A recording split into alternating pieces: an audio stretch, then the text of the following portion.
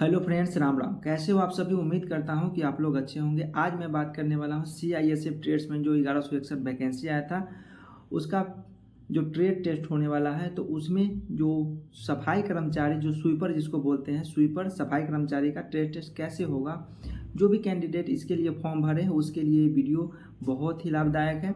तो ये वीडियो को स्क्रिप्ट ना करें और लास्ट तक बने रहें ताकि आपको इससे रिलेटेड सारी जानकारी मिल सके कि कैसे इसमें क्या क्वेश्चन पूछा जाएगा, क्या प्रैक्टिकल करा के जाएगा, सारी जानकारी इस वीडियो में देने वाला हूँ। तो सबसे पहले इसमें बात करते हैं से क्या क्या इसमें क्वेश्चन पूछ सकता है, क्या क्या इंपॉर्टेंट जो पॉइंट है वो मैं बताने वाला हूँ। इसमें ज़्यादा डीपली नहीं जाऊँगा क्योंकि इसका जॉब प्रोफाइल बना चुका हूँ। इसमें क्या क्या बेनिफिट है, क्या क्या फैसिलिटी है, इसका ड्यूटी कैसा है, कहाँ पे पोस्टिंग होता है, कितना सैलरी मिलता है, छुट्टी कितना है, इस सारे टॉपिक पर वीडियो पहले से बना चुका हूँ। अगर वीडियो नहीं देखे हैं तो वीडियो जा करके देख सकते हैं, पहले से वीडियो बना हुआ है। आज इसमें स्पेशल जो वीडियो बनाने जा रहा हूँ वो है ट्रेड टेस्ट। जो स्वीपर का ट्रेड टेस्ट में क्या आपसे क्वेश्चन पूछ सकता है उसके बारे में ये वीडियो है। तो इसमें जो आपसे क्वेश्चन पूछा जाएगा, पहला क्वेश्चन ये पूछ सकता है से लाइजोल का जो है यूज कहाँ होता है, लाइजोल का क्या काम होता है, इसका यूज कहाँ पे कर सकते हैं।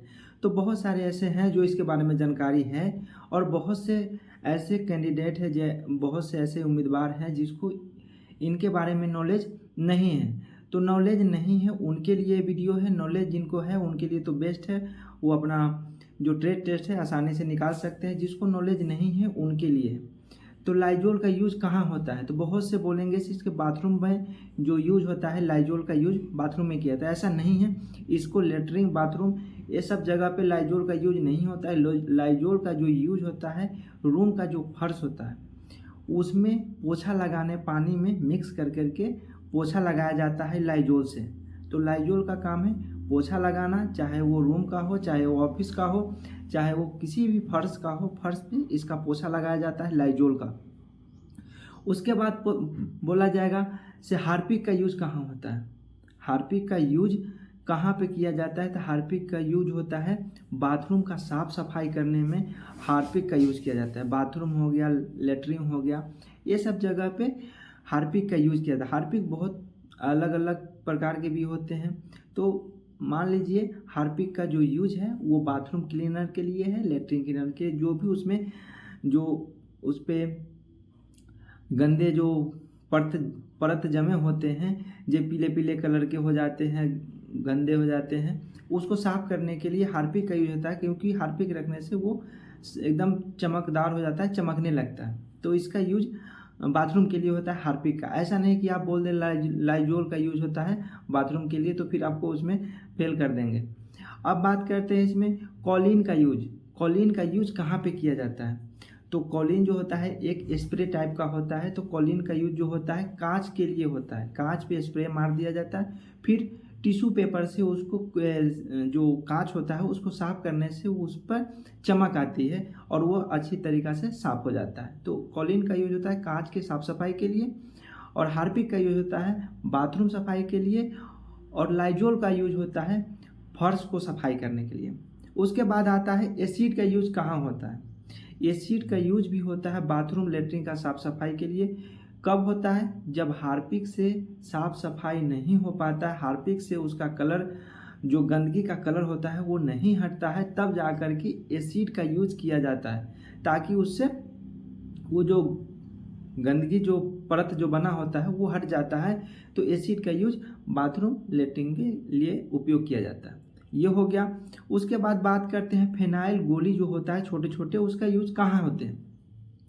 फिनाइल गोली का यूज होता है जो टॉयलेट का जगह होता है, बेसिन होता है, तो उसमें उसको रखने से उससे गंध नहीं निकलती है और उसमें साफ सफाई रहता है। उसको रखने से उसमें ज़्यादा जो दूषित हो जा, उसका जो स्मेल से दूषित हो जाता है अगल बगल का एरिया, वो ठीक रहता है। फिनाइल के जो सेंट निकलता है उससे वो छिप जाता है, जो बदबू टॉयलेट के जरिए निकलता है वो बदबू एक फिनाइल के गोली रख देने से वो सही हो जाता है। तो फिनाइल का यूज होता है बाथरूम, जो टॉयलेट का बेसिन होता है उसमें रखने का काम होता है फिनाइल का गोली।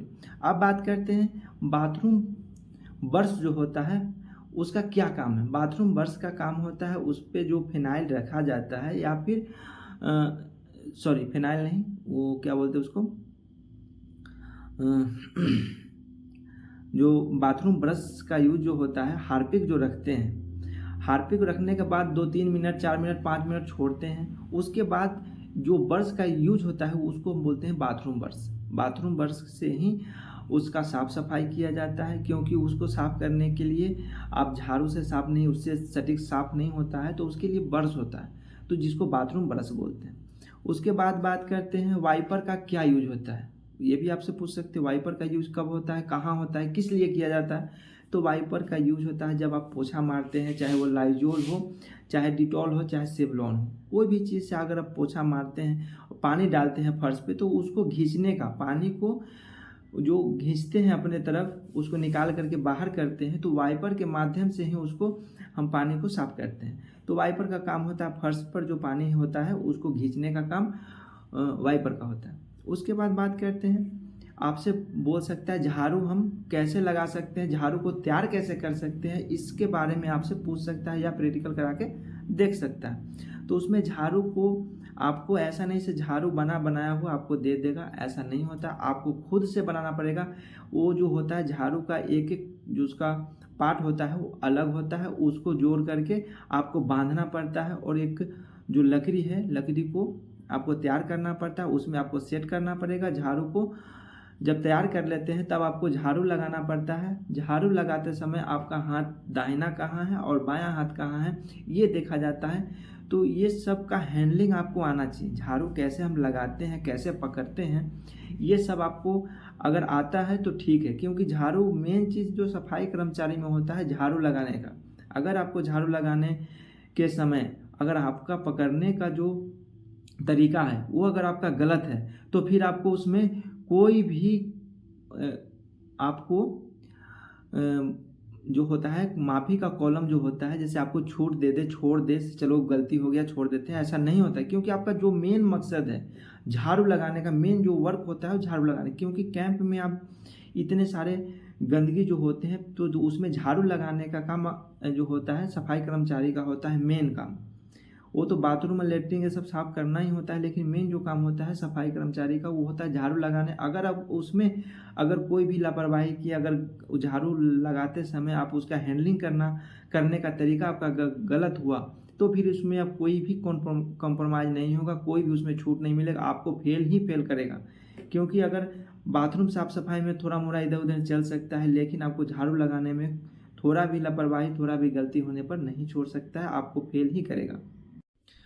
तो ये हो गया सफाई कर्मचारी जो स्वीपर होता है उसका क्या क्या वर्क है, क्या क्वेश्चन पूछ सकता है और क्या उसमें प्रैक्टिकल करा सकता है। इसमें आपको लाइजोल का यूज आना चाहिए, हार्पिक का यूज आना चाहिए, कॉलिन का यूज आना चाहिए, और फिनाइल गोली का यूज़ कहाँ करते हैं वो पता होना चाहिए। बाथरूम ब्रश का उपयोग कब करते हैं वो आपको पता होना चाहिए। वाइपर का यूज कब करते हैं, झाड़ू कैसे लगाते हैं, झाड़ू कैसे बनाते हैं, ये सब क्वेश्चन आपसे पूछ सकता है मौखिक रूप से, या फिर इस सब चीज़ से आपको प्रैक्टिकल करा के देख सकता है।